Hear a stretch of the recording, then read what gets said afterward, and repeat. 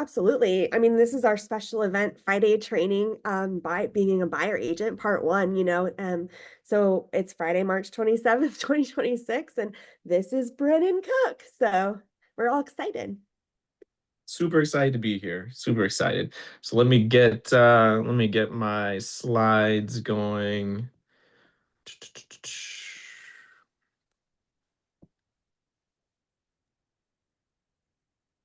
Okay. Okay. Everybody see the screen? Yes. Fantastic. We went blue and gold today. We wanted to represent Dub V. I know everyone feels the same in here.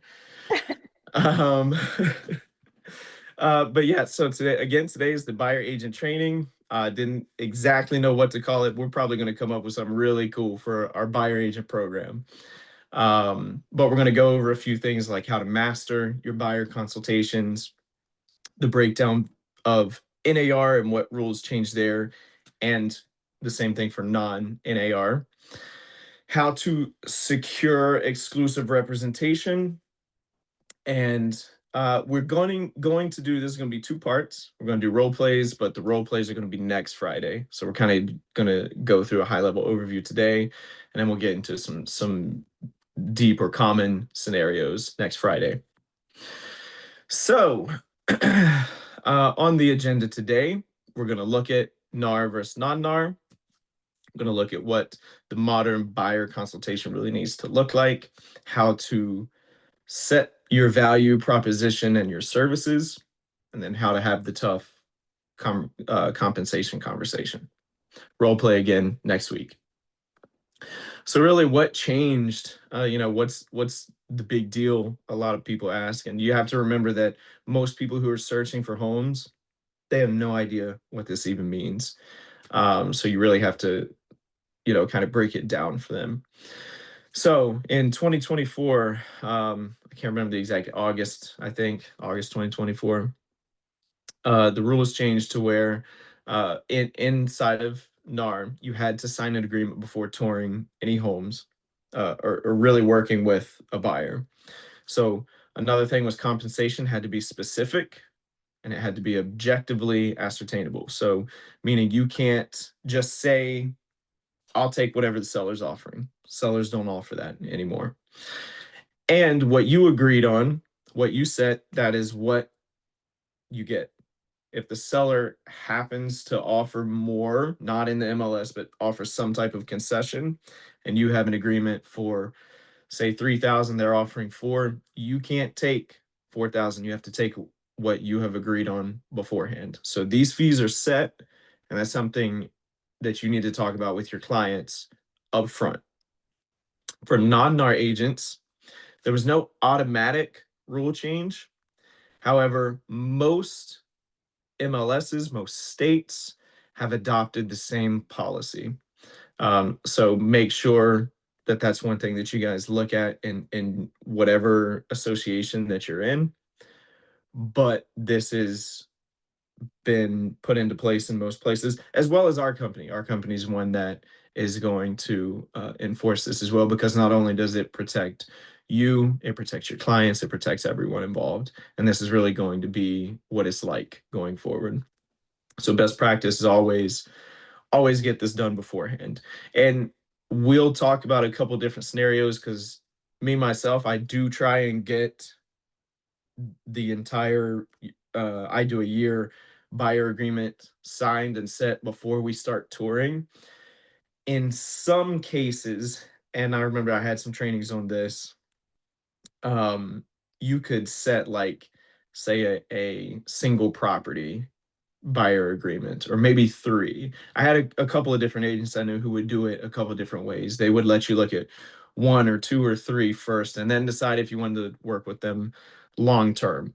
You can do it a couple different ways. I'm a big fan of just securing the entire agreement up front, but there are ways to secure that if it's something advantageous for you to do. Maybe it's, a big property and you want to do that and then set the expectations with them and build some rapport first and then try and close them a couple different ways. So what still applies? The MLS compensation, it's been removed from all MLSs in NAR. There's some non-NAR systems that you can offer compensation in, but NAR and most places they can't be anywhere. The seller concessions can still be negotiated.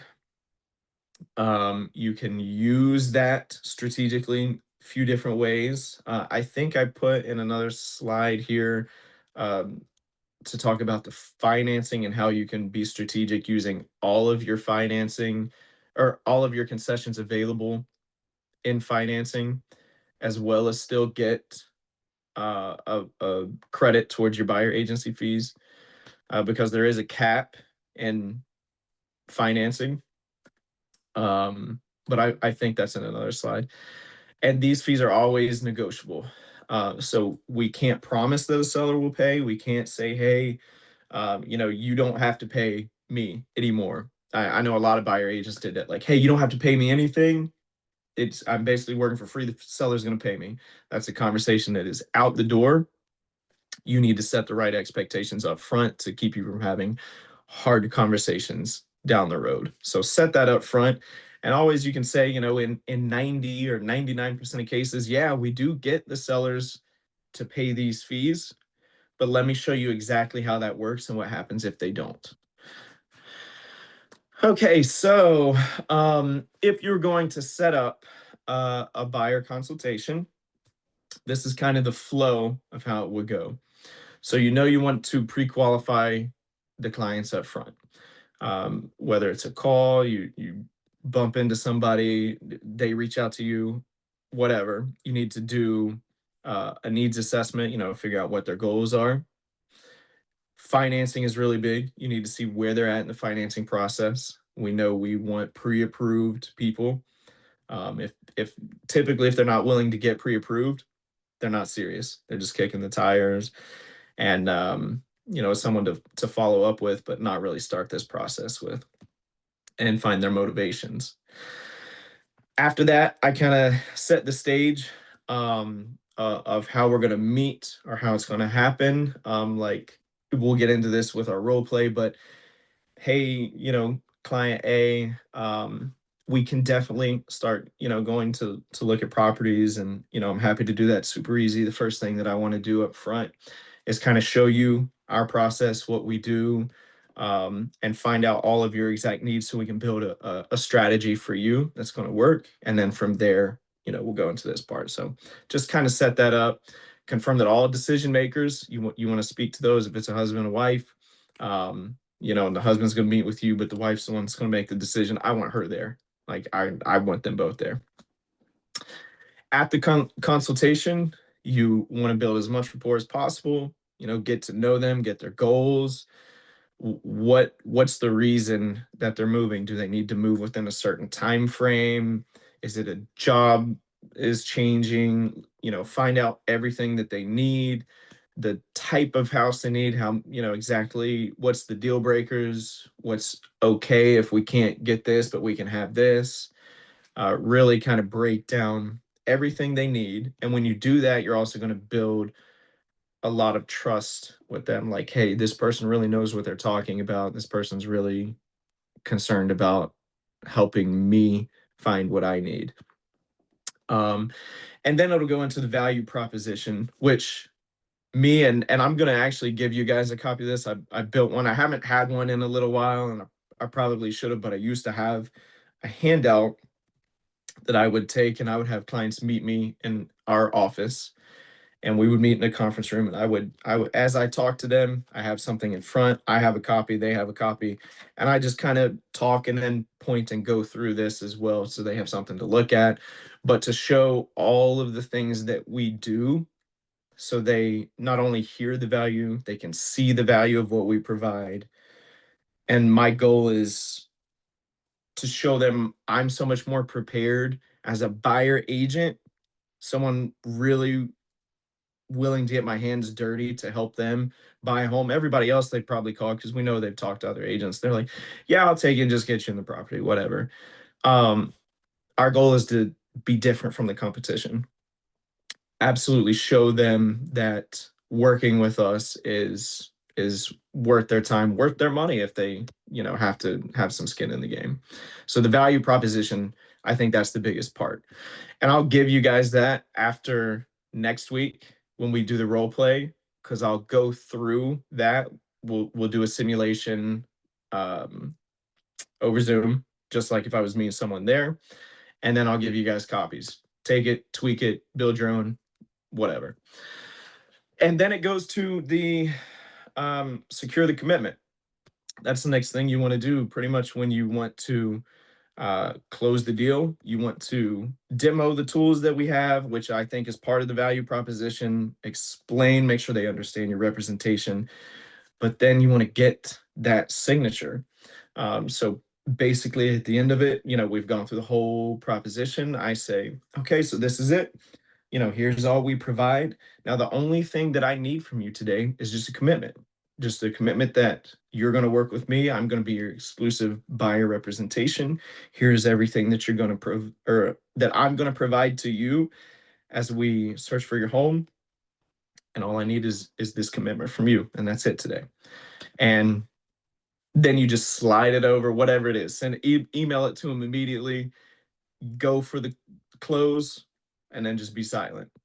Um, Typically there's not really much pushback at that point. And then after all of that's done, it's when the fun gets started. If they haven't talking to a lender yet, that's the first thing I'm going to do. I'm going to get them with a lender or get them with myself. Start setting up searches, looking for things they need, giving them all the tools that they need, and then start looking at houses. So how do we qualify effectively? Does that mean there's a question? Sorry, that's somebody popping in. I'll take away Oh, calls. We'll do that. okay. You let me know if like a Hey, and question. Brennan, real quick, if you're sharing on your iPad, like swipe to the right, that you can see me right there in the upper right hand corner. Just swipe that to the right and it'll take it off the screen. There we go. Cool. Yeah, you guys, I can't see Zoom, so just let me know if a question pops up or anything like that. You guys let me know. Absolutely. Yep, we're on it. Cool. So when I'm qualifying, I look at this from two sides because I am a licensed mortgage loan originator as well. So financing up front has always been really big for me. Even when I wasn't, it was the number one thing. We've got to filter out who's ready, who's not. If they're ready to go, they got to get pre-approved. So I just put a few things in here that I look at from that standpoint. Some of these you don't really have to get too in the weeds about, like the lender you're working with really does. But what you need to know, I think, which is really important, is pre-approvals versus pre-qualifications. So a pre-qualification, if they come to you, they say, hey, I'm pre-qualified, here's a letter. That just means they told a lender what they make. They told a lender how much their bills are. And based on info that was given to them, you're pre-qualified. You would be pre-qualified here. That is not a credit approval. That has not been run through DU and LP. What that means, DU is Fannie Mae, LP is Freddie Mac. So those are underwriting, automated desktop underwriters that pretty much tell everyone if they can be pre-approved or not. So that, I think, is a big difference to know. We don't really go by pre-qualifications. They're not really even anything.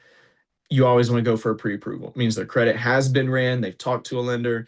They've looked at their ratios to make sure that they can afford whatever payment they're looking at. So always go for that pre-approval. Cash to close, reserves, everything like that's really on the financing side, but it's good to know too. So the more you can know of your buyer's financing, the more you can help them. I always have been super involved, and then now especially as I work with several clients who I do both for, I want to know their entire situation. So I know, where to go, what you can't afford, what you can't afford, and I'm not pushing them in the wrong way or misleading them in any way, because that doesn't do any service to your clients. The other big thing is their motivation. So why now? What, are you relocating? Is the lease ending? Is your family growing? New job? What's the why? I think that's really important for them. And then what's the deadlines? This is a question that I ask a lot too. So, hey, client A, if we don't find a home at this time, you told me earlier 3 months is what you were looking at. So what happens if we don't find a home in 3 months? Are you gonna be homeless? Or, do you have some wiggle room? That's really important to know. And then finding the needs versus wants. What is an actual deal breaker? Is it, that the home doesn't have uh HVAC? It's And then one, they have 3 kids, so they have to have 4 bedrooms. What do they absolutely have to have versus what's a nice thing to have? If it doesn't have granite countertops, if it doesn't have a pool, if it doesn't have a yard that's half an acre, find those things out. That'll really help you in your search. And then again, decision makers. I want everyone there who's going to be a part of that. Um, I find a lot of times if you only talk to half, it's almost a wasted conversation because you have to go back and have that conversation again, or the half that you talk to is left trying to spin and regurgitate that info to the other person, which usually doesn't come out how you want it to. So it's best if you can just get everybody there. And then also practical readiness. So I know you guys didn't believe me when I told you this before. There is a lot of people moving to West Virginia. I've sold people from California, people from Oregon. I'm working with people from Indiana right now, all over the country. But that's happening in lots of places. So you need to figure out, what's their showing availability. I'm the people with Indiana I'm working with right now. We did meet. They came to town. We met at a coffee shop. I did this exact thing. I just didn't have my hand out. But we have an agreement and kind of a system where they give me a few lists of properties. I do some virtual tours for them. Then they come in within a couple of weeks and look at those properties. So what is their showing availability? If it's someone out of town, can you do that? Are they available to do that? Um, how ready are they for docs? Again, tax returns, pay stubs, stuff like that. That's really for the lender. But have you done that? Like, have you started moving forward in that process? And then just make sure they understand, the agencies, the representations. They, never call a listing agent. Don't do that. You call me for everything, and I'll handle that for you. Um, so that's really just getting the buyer qualified there. The representation. Why is it mandatory? Why do we use it? Why is it mandatory at our company and a lot of places? So the standard, it is, it defines the relationship, services, compensations before showings begin. That's the important part. That's the legal part. This has to be set up beforehand. And here's the date, August 17, 2024. That's when the NAR lawsuit was settled and they put all that into effect, that you have to have that signed before any type of showings. Can't set, you have to set your commission ahead of time, and all of those things we talked about before. But even non-NAR agents, in most cases, I'm seeing most states, even if it's not a state law at this point, which some it is, they're still requiring it or making it a best practice. At this point, I think we need to just be prepared. This is the norm, and regardless of if a state doesn't have a law yet, this is what we need to do, and that's what we're doing as a company as well. So it must state the specific compensation, can't be open-ended, can't be, hey, I'll take what the seller's offering. If they're offering a concession, it's not going to work. You need to set your terms, the duration, if it's 6 months, 12 months. I don't usually recommend anything over 12 months. People get a little more skeptical if it's too long, but they're usually, if they're ready to buy, they're going to buy within a year. They have to know that the commissions are not set. It's completely negotiable. This is what I charge. This is why I'm showing you now. And then, if something happens, we can terminate at any time. Like, hey, if we're looking at properties and we're just not vibing, I've done something to upset you, and we agree that we need to go separate ways. We can do it. We can shake hands. We can sign and terminate. No problem at all. So that usually takes the guard down of people a lot. And then here's where we were talking about caps. I'll throw a little bit in from the financing side as well. So the agent can't be compensated for anything more than what's agreed. So if they've agreed to 3%, 3.5%, whatever, and the seller has just offered, hey, we're going to give a concession of $10,000 towards that, you can't take it if it is more than what you've agreed on. That either goes back to the seller or it goes directly to the buyer. It can go to buyer's closing costs, but it can't go to you. For seller credits, the agreement establishes the buyer's obligation. So we can negotiate for the seller to pay it via concessions at closing. One thing I wanted to talk about here from a lender standpoint is you can get creative here too. Say like our commission we said was 3%, but buyers, we've worked with buyers who need a lot of help. They might not be able to pay a full commission. They might be getting credit from sellers already. A lot of cases. So we have a lot of FHA and government loans around here. Well, it's capped at 6%. So the sellers can only give you a credit of 6% there. What you can do, if it's worded correctly in your contract, they can have their 6% towards the buyer's closing costs, prepaids, whatever, if it's worded in there correctly. They can still pay a buyer agent commission. If it is disclosed, if it is written in the contract, that buyer agent commission does not count towards the 6% you're using of the seller credit. Now, if it's worded incorrectly, I've seen this happen, and it got jumbled in with the seller credit of 6%, they couldn't collect it. So a buddy of mine's commission was cut to like $1,200 when it should have been $5,000 or something like that. But it was cut, and he had to take what they could fit in that 6% cap because it wasn't worded correctly and it wasn't agreed upon correctly in the contract. So you got to be very careful there, but you can be strategic and still accomplish that to help your buyers. And then again here down at the bottom, if they offer more, you can't take it. It's it goes to the seller, or it can be a credit to the buyer. So here's the big part. I think this is the most important. This is like when I'm presenting my value proposition, I'm basically going to have a document or know this in my head, but I think documents best in front of the people. And I'm going to go through this when I'm saying, hey, yeah, appreciate you talking to me today. I really want to show you what we do. And I want to make sure that I understand your goals and, we're all on the same page. But this is the part that I'm going to hammer on. So here's what I do for you.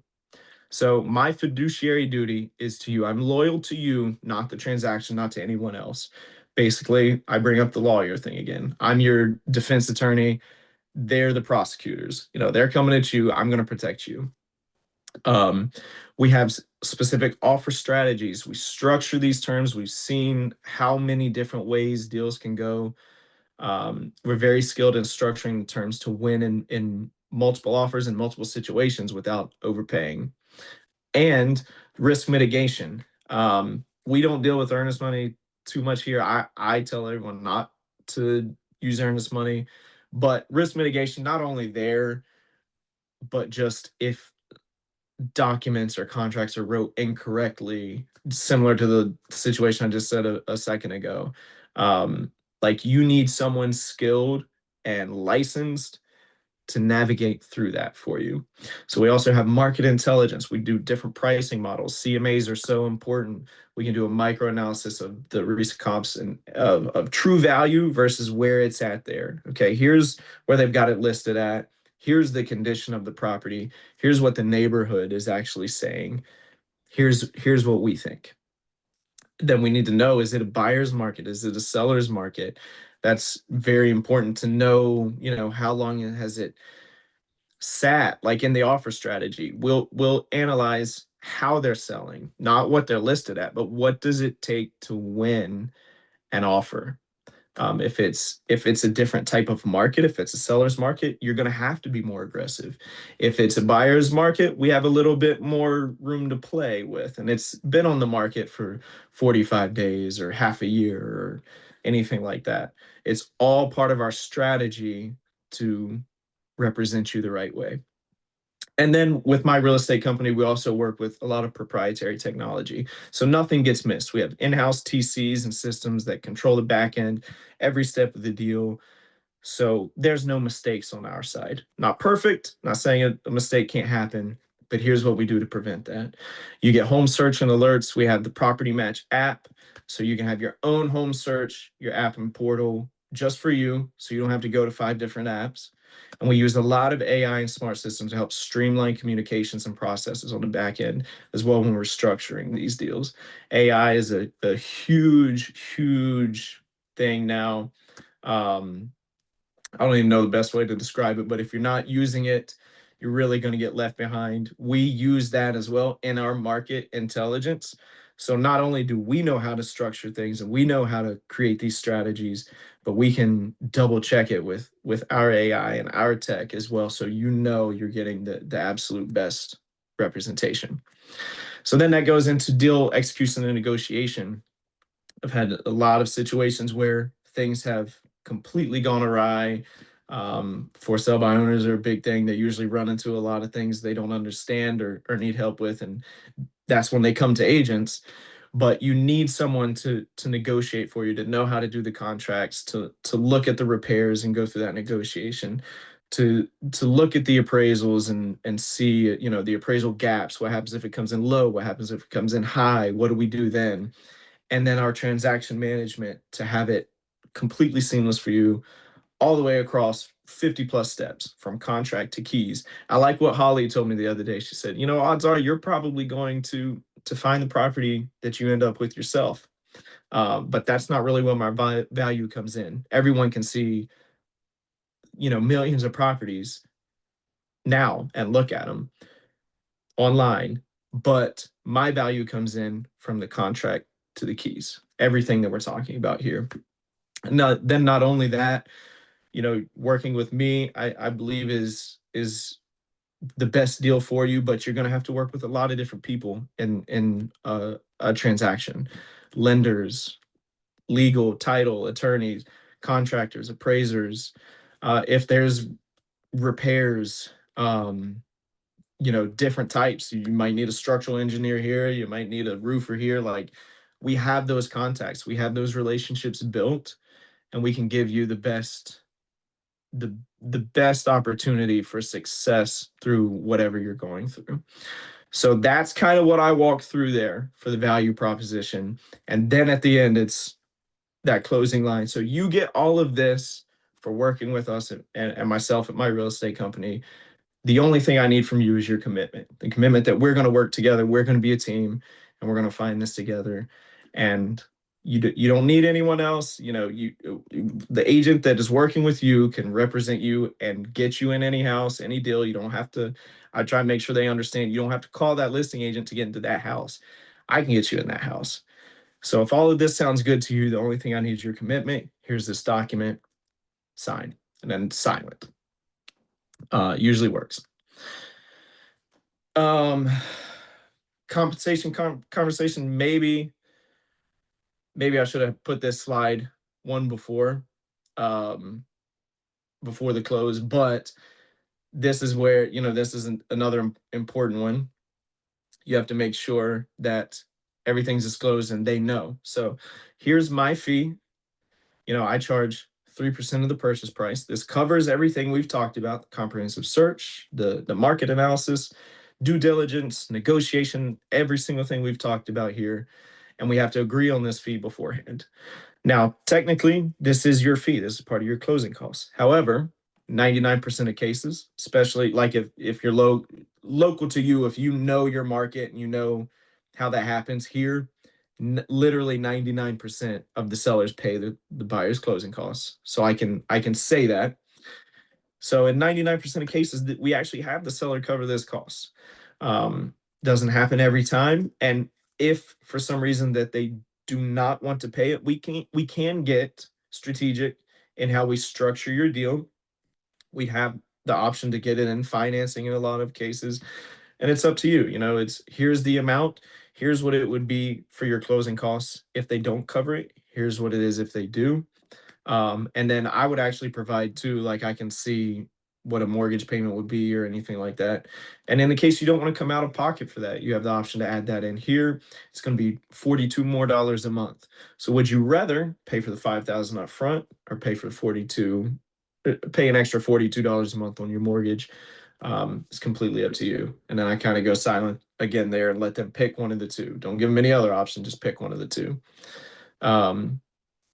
But once you say like, hey, in 99% of cases, seller is going to pay this.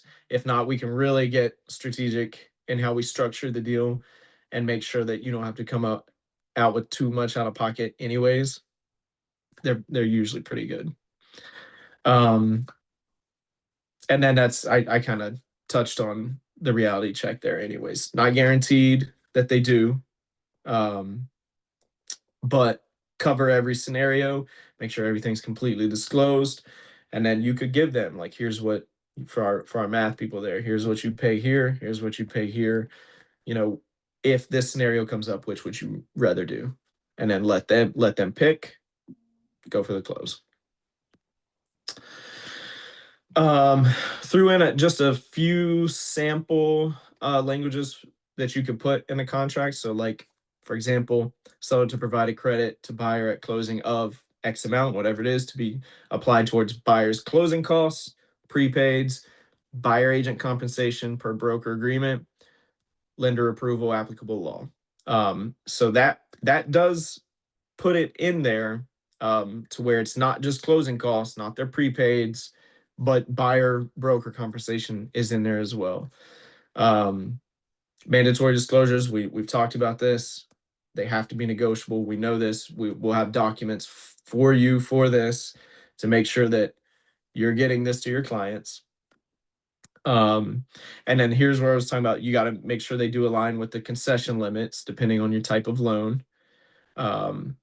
You can structure that a little bit different if you need to get a full credit and get them to pay buyer broker commission. You can separate it out and say that here's the concession towards their closing costs. Here's what the seller's paying towards buyer broker commission. But the big things, don't promise that the seller pays your fee. We request it. You can't filter listings based on compensation. All of that's gone with the updates. And there's no open-ended thing. The seller, like, yeah, if they'll give me 3 or whatever percent, it's you have to do this beforehand. So that's the big thing. And that is going to be it for today. So next Friday, we're going to go through several different role play scenarios, some of the common ones that you'll see working as a buyer agent. And I'm going to give you the slide deck that I made. It's pretty much a handout. You can print it, or you can share it virtually if you're doing one of these. But I'm going to give you that, and then you can take it and change it to whatever you want. But I think it's good to have. So we'll go through that and do an exact scenario of if I was going to meet virtually with Holly and she wants to buy, I'm going to take her through my buyer presentation. So, any questions? No, I just read some of the things you didn't see in the chat. So Lindsay said, I would add a 6th box outlining your support team where you kind of talked about the different players of the transaction and the lender and all the things. So that's a good idea. Yep. And then I just said like mentally and to clients, I explain it, I equate it to a listing agreement. You have to have a listing agreement to put a sign out and represent a seller. You have to have a buyer agreement and be hired by a buyer to represent them. Like, and when you look at it like that, it's like, duh. So. Absolutely. Yeah. Oh yeah. Awesome. Debbie said that was good. Can't wait to implement some of these additional items. So Yeah, great job. I'm excited. Thank you. Thank you very much. I'm excited. Let me stop my share here. Oh, oh. And we dropped the poll, so if you guys have time to do that before you leave, Debbie and Lindsay. I think because I am like a Co-host co-host. can't fill it out. Yeah, that's okay. 100% across the board, Brandon. Great job. Brendan. Thank you. Brennan, not Brendan, not Brandon. Brennan! Both Not of you Did you are say, wrong. Lindsay, Brennan. did you say Brandon? Did you? But it's Let's only- go, in Lindsay's Brandon. defense, it's because she's used to calling you Mr. Cook with a Listen. I actually call you Mr. Cook. Like I'm a former, I was a former athlete, so we're used to like calling people by their last name. So I like literally when I met you, I told Sandy, I was like, "Where's Mr. Cook?" Listen, I'm gonna be honest with you though. If you call me Brandon or anything, I'm gonna have to call you Cheryl. Oh, Those are some fight words now, Mr. Cook. Those are some fight words. I didn't know where that was headed. So Just get Brent or Nighthawk. I'll take Nighthawk. Either one. Or Yeah, Dragon. you're I not- can't remember which you're one not it that, was. You're not that cool, Mr. Cook. Yeah, it's Mr. Cook in this house. all right. Well, I Thank guess you we'll so much, Holly. Close us out. all right. When in doubt, reach out, message us if you need us. We are here for you. We all started this morning with a blank slate at 0. So go out and talk to a buyer, a seller, or an agent today. Have a good one. Bye. Bye, everybody.